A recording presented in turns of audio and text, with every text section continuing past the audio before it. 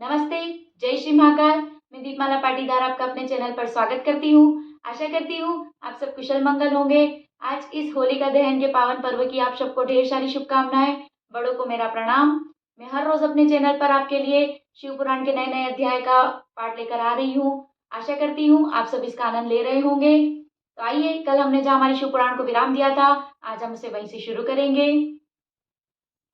12वां अध्याय, शिव क्षेत्र वर्णन। सूत जी बोले, ऋषियों, शिव क्षेत्रों में पाप करना ब्रज की तरह दृढ़ हो जाता है। अतएव सुनिए, पुण्य क्षेत्र में निवास करने पर किंचित भी पाप न करें, और जैसे भी हो सके मनुष्य को चाहिए कि वह सर्वदा पुण्य क्षेत्र में निवास करे। गंगा आदि नदियों के तट अनेक तीर्थ हैं। 60 मुख वाली सरस्वती नदी बड़ी ही पुनीत है। इसके तट पर निवास करने वाला ब्रह्म पद को प्राप्त होता है। हिमालय से निकली शतमुखी गंगा नदी पतित पावन है। उसके तट पर वास करें। काशी आदि अनेक पुण्य क्षेत्र हैं जिनमें जाकर बसें। सोनभद्र के तट पर बसें। उसमें स्नान करने और वहां व्रत करने से गणेश पद प्राप्त होता है। महानदी नर्मदा के तट पर बसे, जो 24 मुखों वाली और वैष्णव पद प्रदान करने वाली है।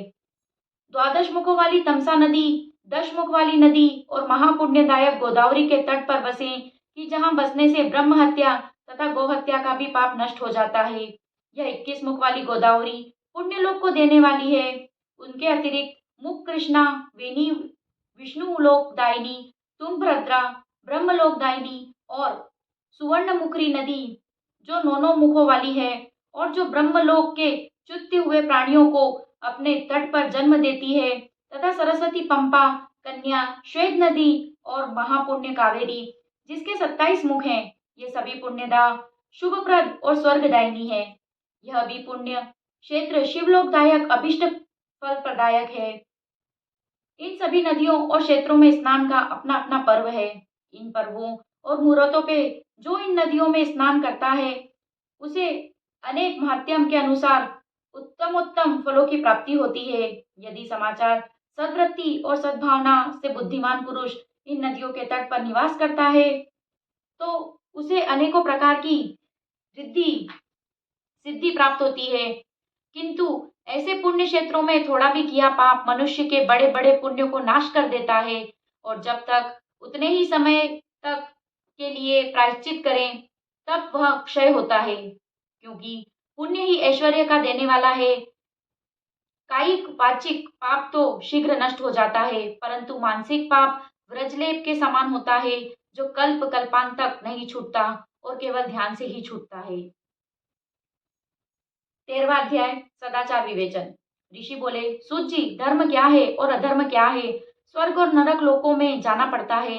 वह सदाचार क्या है कि जिनसे इन पर विजय प्राप्त की जावे? सूत जी बोले, ऋषियों, ब्राह्मण, क्षत्रिय, वैश्य और शूद्र, इन चारों वर्णों को उचित है कि वह सूर्योदय के पूर्व उठकर अपने इष्ट देव का ध्यान करे।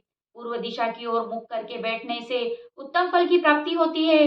ब्राह्मण घर से बाहर जाकर शौचादि कर्मों से निवृत्त होकर दातुन करे और जल के देवताओं को नमस्कार स्नान करे।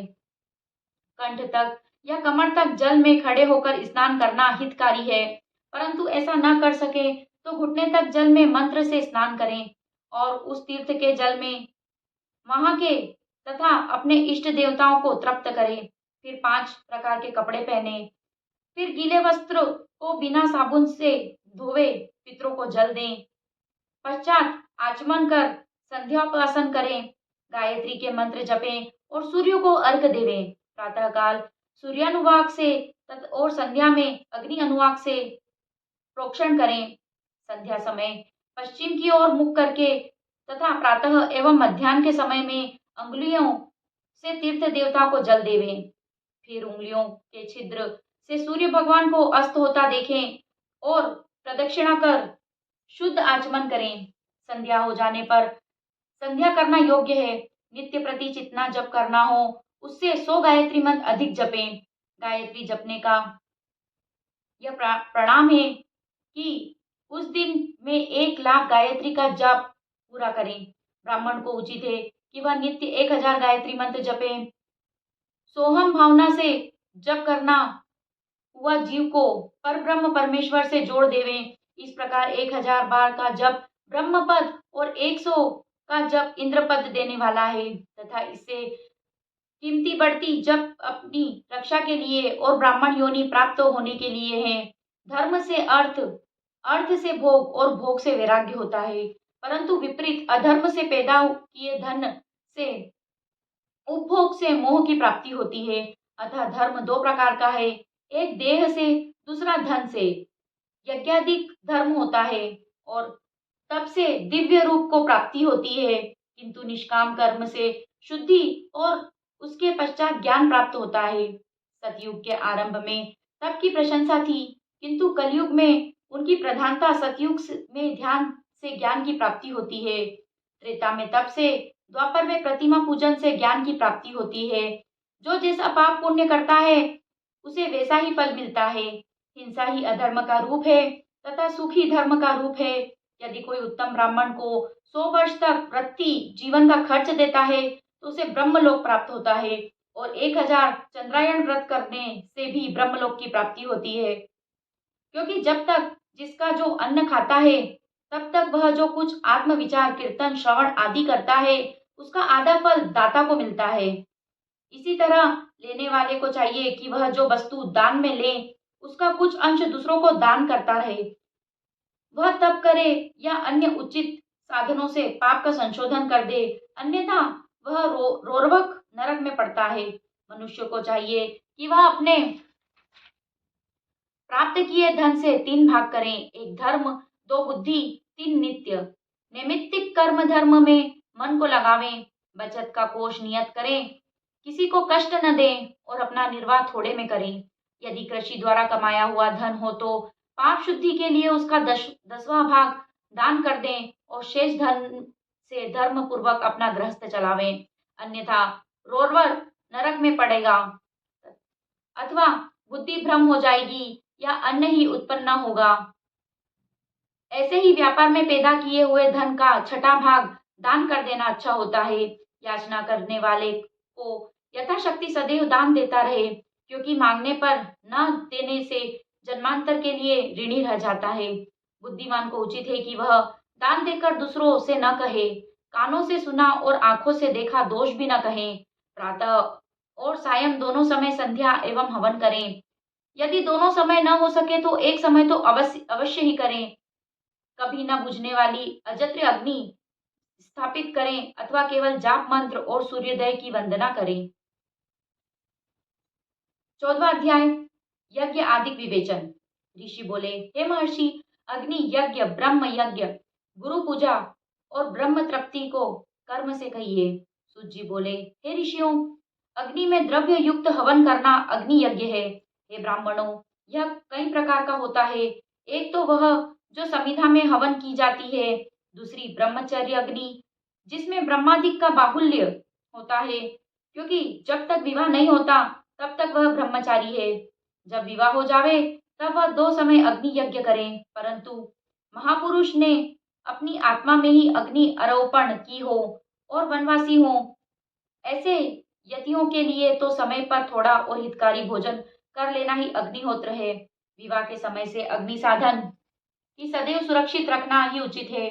उसे कुंडिया भांड में रखें, ऐसी अग्नि अजत्र अग्नि कहलाती है। हे ब्राह्मणों, सायंकाल की अग्नि आहुति से संपत्ति और प्रातः काल की अग्नि आहुति से आयु बढ़ती है तथा दिन में इंद्रादिक सब देवताओं के उद्देश्य से अग्नि को जो आहुति दी जाती है वह देव यज्ञ कहलाता है।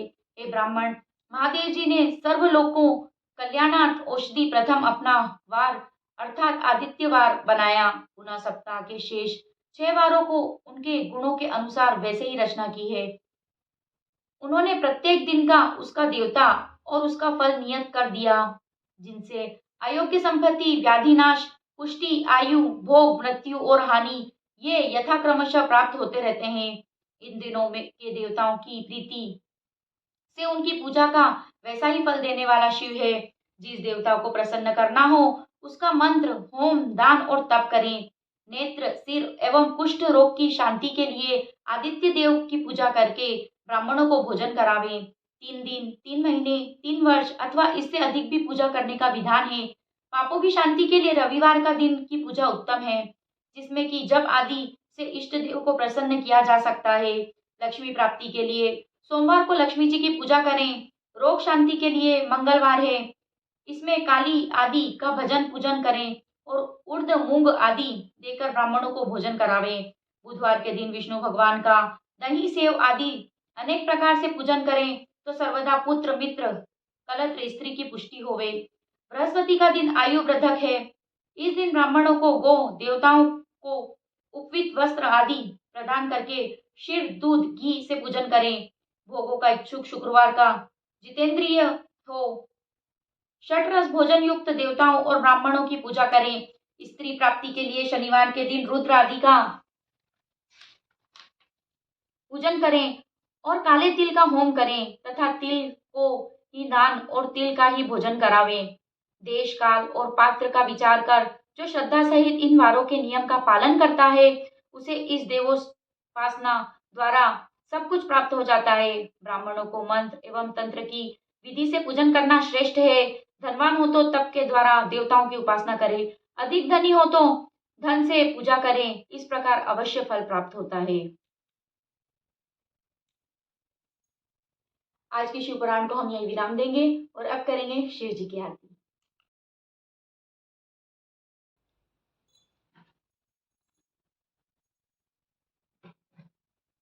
ओम जय शिव ओमकारा, प्रभु हर शिव ओमकारा, ब्रह्मा विष्णु सदा शिव, ब्रह्मा विष्णु सदा शिव, अर्धांगी धारा।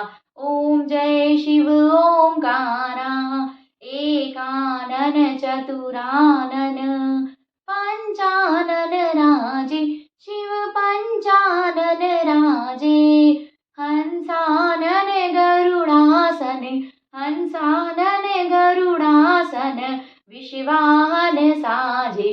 ओम जय शिव ओमकारा, दो भुज चार चतुर भुज, दश भुज से सोहे, शिव दश भुज से सोहे, तीनों रूप निरखता, शिव जी का रूप निरखता, त्रिभुवन मन मोहे।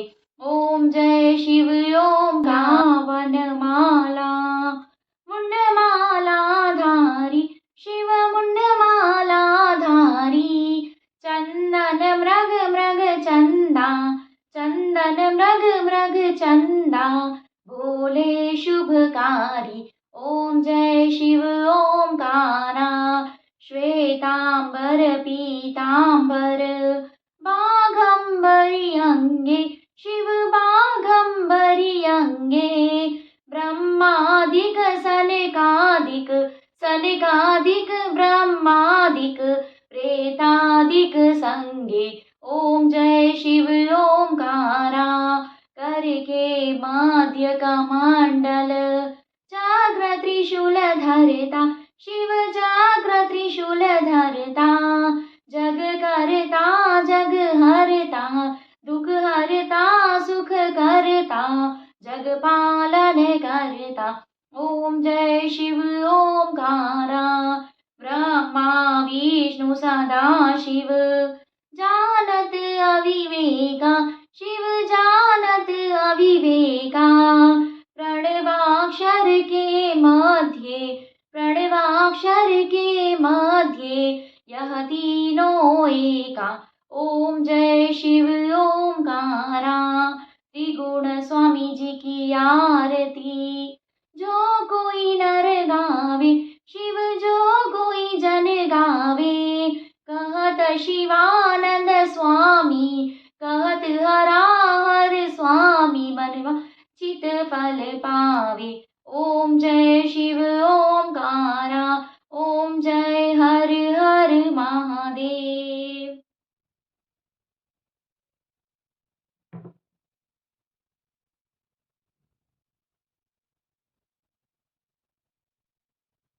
अगर आपको मेरा वीडियो पसंद आया हो तो इसे लाइक करें, जितना ज़्यादा हो सके शेयर करें और अगर आप मेरे चैनल पे नए हो तो इसे सब्सक्राइब ज़रूर करें। Thank you.